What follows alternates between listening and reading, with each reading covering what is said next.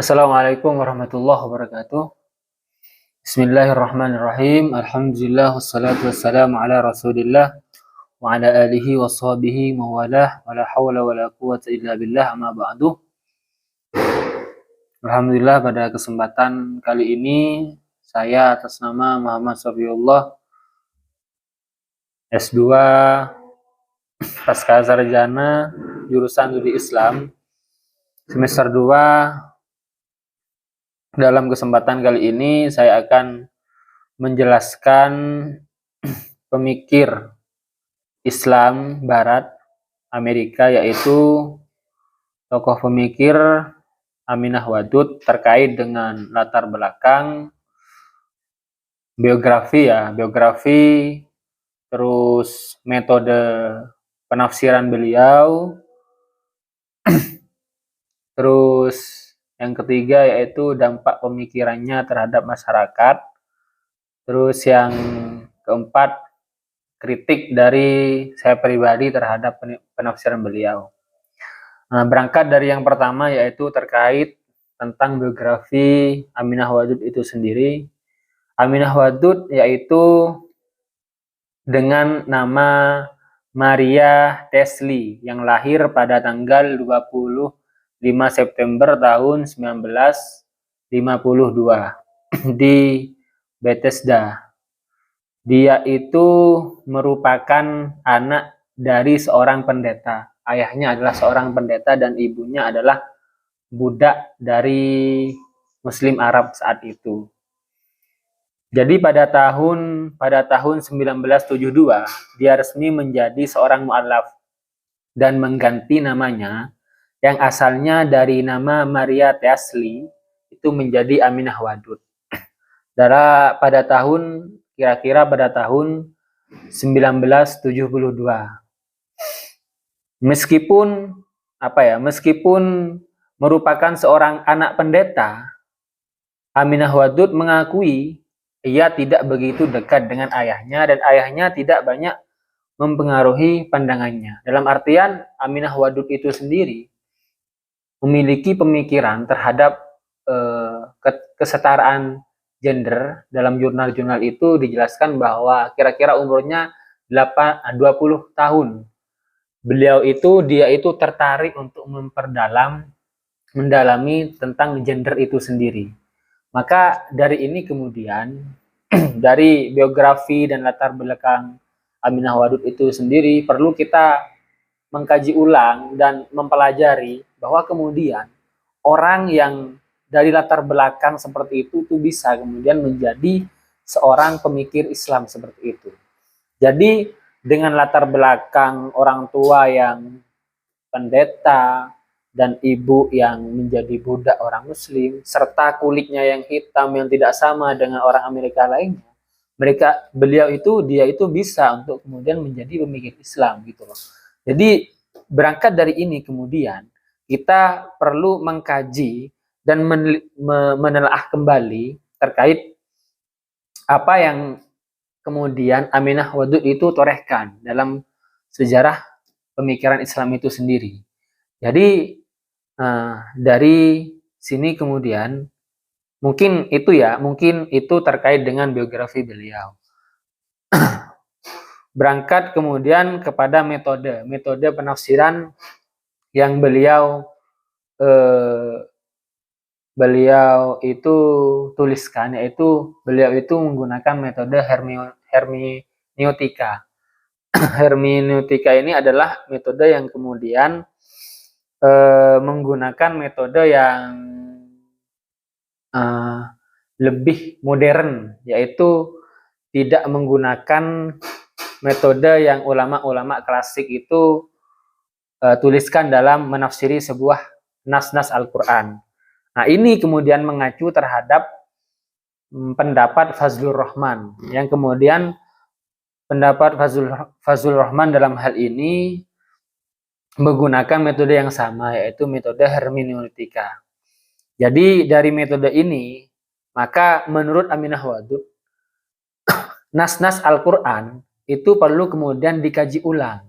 Teks-teks yang ditafsiri ulama-ulama klasik itu kemudian perlu ditafsiri ulang karena menurut beliau itu tidak sesuai dengan realita zaman saat ini. Kira-kira seperti itu.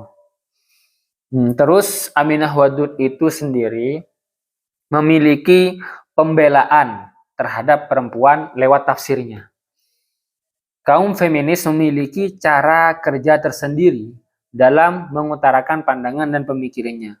Sebagaimana yang dilakukan oleh Aminah Wadud yang menempuh sepenuhnya cara kerja tafsir untuk melakukan pembelaan terhadap perempuan. Ia menerapkan prinsip kesetaraan gender dengan cara menafsirkan ulang ayat-ayat yang dianggap merugikan perempuan serta mengabaikan prinsip keadilan dan persamaan yang lazim antara laki-laki dan perempuan. Jadi dari redaksi ini kemudian kita memahami bahwa menurut Aminah Wadud itu sendiri perempuan itu tidak kemudian hanya menjadi orang yang ada di bawah laki-laki sepenuhnya, tidak. Dalam artian di sini Aminah Wadud itu menggaungkan kesetaraan gender lewat penafsirannya. Nah, sehingga kemudian dalam surat An-Nisa ayat 1 yang berbunyi A'udzubillahi minasyaitonirrajim. Ya ayyuhalladzina amanu taqu rabbakumul ladzi khalaqakum min nafsin wahidatin wa khalaqa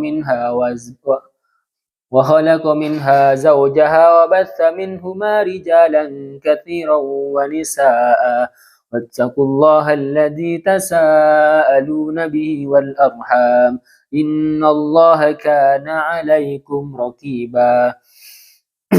Sallallahu alaihi. Jadi dari ayat tersebut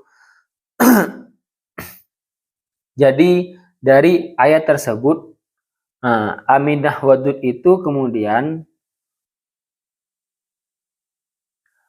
menafsirkan kata nafsu wahidah sebagai azam dan zauj, yaitu Hawa. Nafsu wahidah itu diartikan sebagai Adam dan Hawa. Nah, dalam artian yang mana dengan ini diasumsikan menunjukkan bahwa laki-laki dan perempuan itu itu memiliki hak yang sama seperti itu. Jadi antara laki-laki dan perempuan itu sama sebenarnya.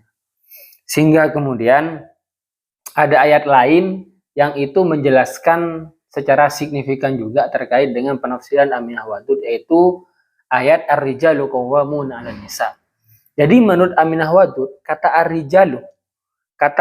Ar-Rijalu itu yang yang sudah kita dengar gitu loh.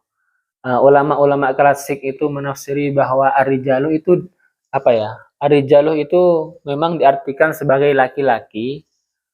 Ar-rijalu qawwamun 'alan nisa, yaitu laki-laki adalah pemimpin bagi perempuan. Tapi menurut Aminah Wadud, ar-rijalu di sini itu diartikan sebagai rijlun, yaitu memiliki makna yang sama, asal akar kata yang sama dengan rijlun. Nah, kalau kemudian ar-rijalu itu dimaknai dengan rijlun, yaitu dengan kaki, maka di situ Aminah Wadud memaknai bahwa itu adalah kekuasaan. Jadi bukan hanya laki-laki yang memiliki kekuasaan, jadi perempuan juga memiliki kekuasaan. Nah, jadi oleh karena itu ayat ar-rijalu qawwamuna 'alan nisa, yang menjadi pemimpin itu tidak hanya terfokus terhadap laki-laki saja. Jadi perempuan juga memiliki dasar yang sama dalam kemudian memimpin seperti itu. Nah, dari ini kemudian pemikiran Aminah Wadud nanti akan saya kritiki gitu loh. Akan kritiki terkait dengan pemikiran beliau itu sendiri. Nah, terus berpindah terhadap dampaknya. Karena Aminah Wadud itu memiliki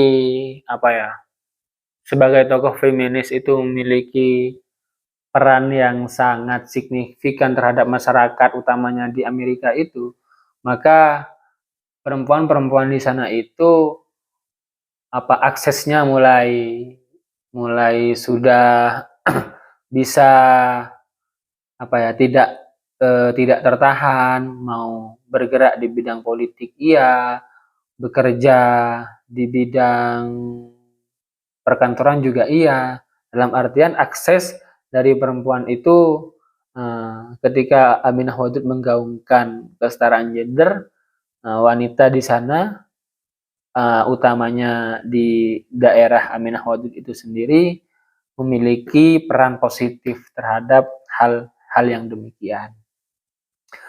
Terus jadi dari pendapat Aminah Wadud itu kemudian mengajak nurani saya untuk mengkritisi bagaimana kemudian kok bisa seorang Aminah Wadud itu menjadi imam masjid salat Jumat utamanya itu selama 3 tahun. Nah, lagi-lagi Aminah Wadud di sini itu menggaungkan bahwa perempuan itu juga bisa menjadi imam. Nah, tapi dari sini kemudian hal ini bertolak belakang dengan pemahaman ulama tafsir ulama tafsir lainnya ya, yang mana tidak boleh perempuan itu menjadi imam selama masih ada laki-laki seperti itu. Nah, jadi ketidaksetujuan saya dalam pemikiran Aminah Wadud yaitu terkait dengan dengan seorang wanita itu kemudian bisa menjadi imam seperti itu. Dan tadi juga dijelaskan terkait pemahaman ar-rijalu qawwamuna 'alan nisa. Jadi sebenarnya kata ar-rijalu dengan rijlun itu tidak bisa kemudian diartikan sama. Dalam artian itu adalah sebuah makna yang berbeda seperti itu. Kalau ar-rijalu itu dimaknai sama dengan rijul yaitu kaki, maka itu tidak bisa. Karena kalau kita tinjau dari bahasa Arab, kalau kita tinjau dari qawaid an-nahwiyah itu adalah termasuk ada istilahnya isim jamid dan isim mustaq. Kalau kemudian isim jamid itu ya memang dari sananya sudah tidak bisa untuk ditafsir. Kalau ditasrif seperti dorobah yadribuh dorban, saya memukul, saya sudah memukul, yadribuh akan memukul, tidak bisa. Karena ketika memiliki makna jamid, maka memang akar katanya seperti itu. Jadi ar-rijalu itu ya maknanya memang laki-laki, dari mufradnya rojulun atau rijlun. Rijlun itu beda. Jadi rijlun dengan rojulun itu memiliki makna yang beda, yaitu dikenal dengan isim jamid atau banyak nama seperti nama teman kita yaitu Saifur Rijal. Saifun itu juga isim jamid seperti itu. Jadi gak ada Saifun, saya pedang, saya sudah memedang, gak ada. Jadi itu memang isim kata benda lah seperti itu. Jadi gak ada kata sifat ya, kata sifat. Nah, kata benda bukan kata sifat. Sehingga kemudian ya gak bisa untuk ditasrif seperti itu. Saifur Rijal, ya gak bisa. Atau kata lain seperti jannatun, jin, jinnun, janin, atau majnun. Nah, itu kan kalau dalam ilmu mantik itu kan memiliki keterkaitan seperti itu. Kalau mar'ah, mir'ah, tapi tidak seperti itu dalam menafsiri ayat. Ketika seperti halnya majnun itu terhalang apa yang terhalang akalnya, jannatun terhalang apa yang terhalang penglihatan kita terhadap surga, atau jinnatu atau jinnun terhalang apa yang terhalang pandangan kita terhadap jin itu sendiri, karena jin itu adalah makhluk yang gaib. Nah, jadi dari sini kemudian bahwa dapat saya simpulkan kalau Aminah Wadud itu sendiri masih belum memahami nas atau bahasa Arab secara sempurna, Sehingga kemudian teks-teks yang atau nas-nas yang ditafsirkan oleh dia itu apa? Itu tidak sesuai dengan kawaid yang sudah ada seperti itu. Jadi mungkin dari kritik saya seperti itu.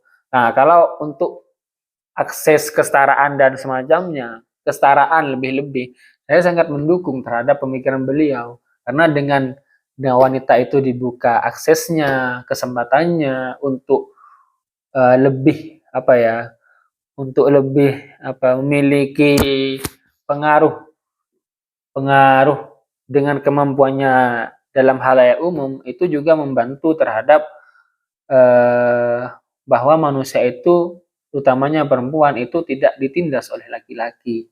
Itu sesuai dengan memang Al-Quran itu diturunkan sebagai rahmatan lil alamin, yaitu sebagai rahmatan, kasih sayang lil alamin, bagi alam semesta, bagi orang-orang yang ada di muka bumi ini, seperti itu. Jadi tidak menutup perempuan bergerak dalam bidangnya masing-masing, seperti itu. Jadi mungkin eh, pemahaman atau pemikiran dari tokoh feminis ini, yaitu Aminah Wadud itu sendiri, memiliki sisi positif dan sisi negatif terhadap pemikiran Islam itu sendiri. Mungkin dari apa yang sudah saya jelaskan, sudah saya paparkan dari biografi beliau, terus metode pemikiran atau penafsiran beliau yang mengacu terhadap metode Fathul Rahman. Nah, itu bisa kemudian kita pahami dan kita pelajari lebih jelas lagi di kesempatan berikutnya. Seperti itu. Nah, mungkin hanya itu dari saya pribadi, akhirul kalam. Jika ada kesalahan, itu murni dari saya pribadi, atau jika ada benar dan baiknya, itu murni dari Allah Subhanahu wa taala. Akhirul kalam, wabillahi taufik wal hidayah. Wassalamualaikum warahmatullahi wabarakatuh.